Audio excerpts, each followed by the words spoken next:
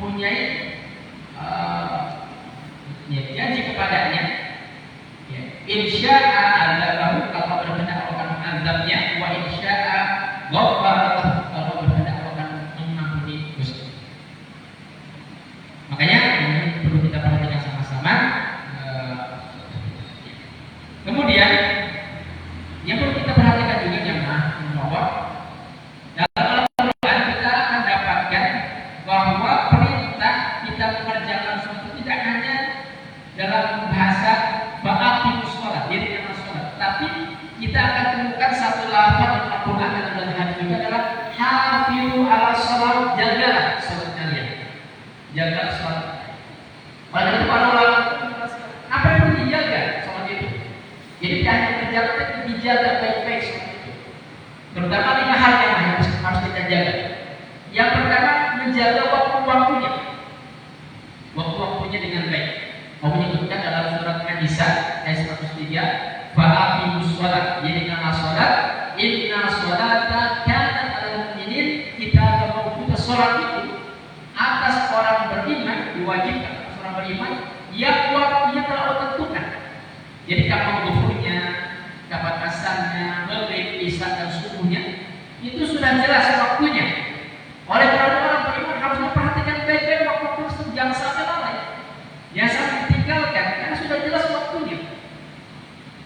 Makanya Rasulullah menyebutkan ya, bahwa amalan yang paling afdal adalah sholat tepat pada waktunya. Ditanya, ya Rasulullah, ayu amal afdal? Ya Rasulullah, apa utama? As-sholat takbir, sholat tepat pada waktu. Bahkan dalam Al-Quran juga Allah mengancam orang-orang yang lalai dalam sholatnya itu mendapatkan neraka yang namanya neraka wail. Wail. Allah katakan dalam surah Al-Maun, fawail musalli, neraka. Celakalah, neraka wail bagi orang yang sholat. Orang yang sholat saja terancam mendapatkan neraka. Siapakah mereka? Alladzina hum an sholatihim sahun, mereka yang lalai dalam sholatnya. Orang yang lalai dalam sholat. Ulama kita menjelaskan orang tersebut tidak meninggalkan sholat satu telah tidak, akan tetapi tidaklah dia mengerjakan sholat zuhur kecuali mendapatkan sholat asar, tidaklah mengerjakan sholat asar kecuali mendapatkan sholat maghrib, tidak mengerjakan sholat maghrib kecuali mendapatkan sholat isya tanpa ada urusan, sengaja ditunda-tunda, padahal dia bisa lebih apa? Nah ini jangan. Makanya perlu kita perhatikan baik-baik waktunya, jangan sampai kita lalai. Makanya sering kali katakan orang Islam, kerja boleh giat, tapi sholat jangan sampai telat. Kalau kita mau perbaiki hidup kita, perbaiki sholat kita. Ini harus menjadi komitmen kita sebagai seorang muslim. Sesibuk apapun pekerjaan kita, sholat kita jangan kita tinggalkan dengan sampai telat. Ini pertamanya, waktunya kita perhatikan baik, ya. Jaga baik-baik waktunya. Yang kedua adalah perhatikan penampilan kita di hadapan Allah. Allah menyebutkan dalam surat Al-A'raf ayat 21, ya bani Adam khudhu zinatakum inda kulli masjid. Jadi ada ambil perhiasan kalian ketika datang ke masjid. Maksudnya jangan dalam kita mengerjakan sholat jangan asal-asalan. Kita berbakti, ada kita dapatkan dengan Allah. Padahal orang ini ada punya, tapi sholat hanya pakai kaos oblong saja. Kita saja kalau dipanggil pejabat atau ada pesta, kita pakai begitu rapi.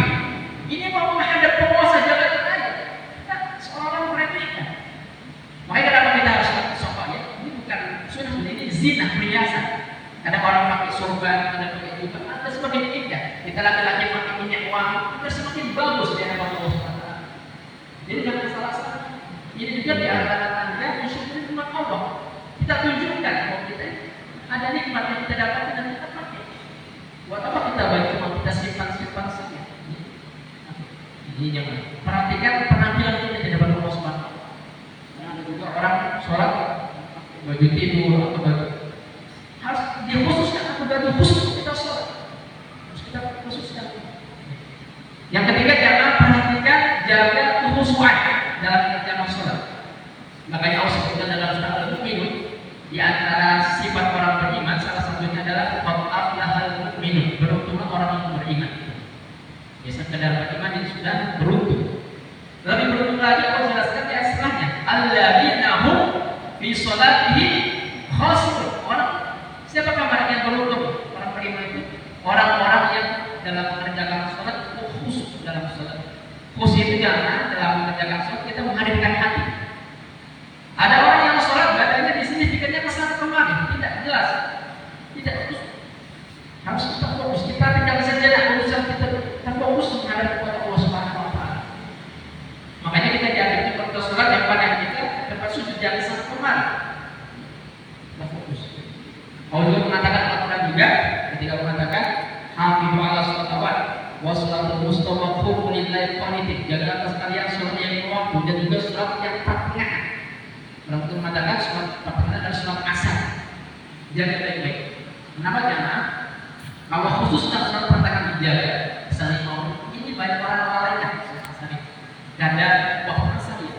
Orang dalam pekerjaannya, orang dalam hobi-hobinya, sepeda, kita tidak bahas, tapi kerjakan dulu sholat. Jangan sholat ya akhirkan. Kita sibuk dengan kerja kita, dengan olahraga kita terus. Ini yang sampai yang silakan olahraga, silakan tapi sholat tidak baik-baik. Bahkan dalam hadis mengatakan man taraka sholat asar amdan faqad harama, barang siapa meninggalkan sholat asar secara sengaja akan terputus amalnya. Bukan. Ini sangat dikhawatirkan ya. Ini makanya perlu kita sering mengingatkan kepada saudara-saudara kita kaum muslimin sampai melalui. Harus mengatakan waktu mengenai khawidin dan jadikan sholat yang khawidin itu artinya dua. Lalini wa khasjid. Dalam mengerjakan sholat kita harus merendahkan diri kita di hadapan Allah, ya. Menghinakan diri kita di hadapan Allah dan khusus dalam mengerjakan ini. Hadirkan. Kita kan apa bukti kita merendahkan ini kepala kita kesungguhan kita yang di hadapan di bawah bumi. Menunjukkan kita menghinakan diri di hadapan Allah. Nah, kemudian yang ketiga jamaah, yang keempat yang perlu kita jaga adalah tumak dalam mengerjakan. Tumak ini itu mengerjakan yang cepat-cepat. Ada dulu jamaah di zaman Rasulullah ada orang yang sholat seperti kanak kedik, seperti betul ya. Rasulullah SAW selesai mengatakan irji faswali fa'inna kembali ke sholat kalau sholat cepat. Sholatnya begitu lagi cepat lagi. Mengatakan irji faswali fa'inna kalau kembali ke sholat sampai ketiga kali. Makanya biasa bagaimana sholatnya berarti. Terus mengatakan bahwa sholat itu ada jeda. Minimal jarak setiap pergantian gerak itu satu tasbih minimal sekali. Jadi jangan terlalu. Jadi sholat itu dinikmati jangan dinikmati. Ini hiburan kita orang beriman, ya. Hiburan. Memang persoalan ulama kita menyebut orang itu dalam mengerjakan sholat itu ada 3 level ya. Yang pertama itu sekedar menggugurkan kewajiban saja. Kalau kita sekedar absen saja, terserah terima masa dulu. Ini ada seperti itu. Ini yang paling bawah ya. Yang kedua, anggapan sholat sebagai kebutuhan. Ini agak unik. Kalau tidak sholat ada yang kurang. Nah, kalau yang paling tinggi ya, ini dirasakan Rasul para sahabatnya, yaitu menganggap sholat sebagai apa? Hiburan. Makanya semua mengatakan kepada Bilal, ya Bilal, arif Nabi sholat hiburan, istirahat. Waj'al qurra'aini fi sholat, menjadikan penunjuk pandanganku dalam sholat. Jadi ini mari jamaah, jadikan sholat yang hiburan kita setelah seharian kita menjadi urusan kita. Waktu sholat, alhamdulillah kita rehat sejenak. Jadi tumakninah itu termasuk hukumnya. Orang yang sholatnya tidak tumakninah itu tidak terima, ya. Bisa batal sholat. Makanya jangan cepat-cepat sholatnya. Karena dengan ada sholat orang yang cepat ini jadi favorit. Nah, ini merusak menjadi sholat. Terakhir jamaah yang kelima yang perlu kita perhatikan adalah kaifiah tentang cara sholat kita. Bayangkan jamaah, Rasulullah tidak tanggung dalam mengajarkan sholat kepada para sahabatnya. Rasul berdiri di atas mimbar. Dan kita tahu mimbar Rasul itu kelihatan kakinya ya, kakinya. Semangat para sahabat apa? Shallu kama ra'aitumuni usolli. Sholatlah kalian sebagaimana kalian dapat sholat. Mengatakan kepada para sahabat juga, ya ayuhan nas, manusia, inna sana'tu hadza lita'tadu wa lita'lamu sholat. Sesungguhnya aku lakukan ini agar kalian paham dan tahu sholat ini. sampai bisa berdiri.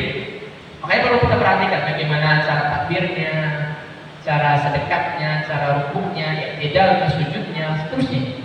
Perlu kita perhatikan. Dan terakhir jamaah tutup ya. Ada beberapa kisah dari para sahabat tentang bagaimana mereka itu begitu perhatian masalah sholat. Yang pertama jamaah dari sahabat yang mulia Khalifah yang kedua Umar bin Khattab. Kita tahu jamaah Umar bin Khattab salah satu ujian beliau ketika beliau sholat subuh jamaah di belakang itu sudah siap seorang ya munafik ya orang majusi dengan belatinya yang sudah ada racunnya ya. Jadi ketika sholat subuh jamaah imam selesai sholat langsung dirobek perutnya, bayangkan langsung tumbang Umar bin Khattab. Nah beliau 3 hari sekarat ya, 3 hari sekarat bayangkan Umar bin Khattab. Kalau beliau minum itu sampai keluar, maksudnya robek ya.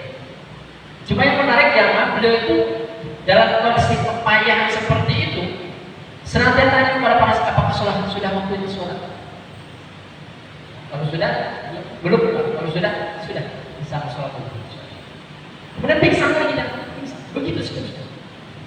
Nah, sahabat yang memperhatikan Umar bin Khattab yang begitu perhatikan masalah sholat dalam kondisi apa? Ya menurut kenapa anda begitu perhatikan masalah sholat walaupun anda dalam kondisi yang payah seperti itu? Ya. Apa kata Umar bin Khattab? La khawfun fil Islam, la khawfun fil Islam liman taraka sholat. Tidak ada artinya nilai Islam seseorang yang meninggalkan sholat, percuma Islamnya, percuma. Ini ciri khasnya kita jawab seorang muslim sholat. Sebagaimana muslimah dengan jilbabnya ini perhiasannya kita. Kata Umar bin Khattab tidak ada artinya seseorang orang meninggalkan sholat. Yang kedua jamaah kisah dari tabi'in yang mulia, ibarat tabi'in namanya Sa'id bin Al-Musayyib rahimahullah. Beliau jamaah ini Pak jadikan teladan buat bagi kita yang hidup di akhir zaman yang banyak orang dalam kelalaiannya ya. Menjadikan barometer kita beramal itu para sahabat atau orang sahabat dahulunya agar kita semangat ya. Said Al-Musayyib rahimahullah jamaah bayangkan selama 40 tahun tidak pernah melihat tekuknya orang. Artinya apa? Bisa terdepan terus 40 tahun bukan 40 tahun 50 tahun. Bahkan dia mengatakan ma'adhan mu'adhin mundu thalathina sana ila wa'na fil masjid. Tidaklah adzan dikumandangkan selama 30 tahun, bukan 30 hari, 30 tahun aku sudah di masjid siap-siap sholat. Bayangkan, siap-siap sholat. Nah ini luar biasa. Ini saat ini juga luar biasa masalah sholat yang masak. Tidak cuma sholat fardu ya, tapi juga banyak mengerjakan sholat sunnah. Tadi ditanya, ya Imam kenapa ada banyak mengerjakan sholat sunnah? Mengatakan inna sholatu hada di aulad salam itu untuk anak-anak. Dia tahu jangan bahwa selain orang tua itu akan berpengaruh kepada keturunan. Makanya jangan kita anggap remeh jangan kita menjadi orang yang baik, kita akan menurun kepada anak-anak kita dan akan menjaga kepada keturunan kita dengan kesolehan. Ya, salah satu dalam kisah dalam surat Al-Kahfi ya, tentang kejadian Nabi Musa dan Nabi Khidir yaitu mendapatkan rumah sudah roboh ya. Ternyata itu anak yatim, anak yatim dengan wakilnya abuhuma sholih. Dia anak yatimnya orang yang soleh dan Allah jaga mereka. Jadi makanya jemaah, mari kita upayakan semoga ini menjadi diri kami dan kita sekalian. So nanti kita akan lanjut lagi pembahasan tentang alam najib pada siapa diwajib waktu-waktunya di pertemuan yang akan datang. Kita buka sesi tanya jawab, mungkin ada yang mau ditanyakan. Subhanallah wa bihamdika asyhadu an la ilaha illa anta astaghfiruka wa atubu ilaik. Alhamdulillah, wassalamualaikum warahmatullahi wabarakatuh.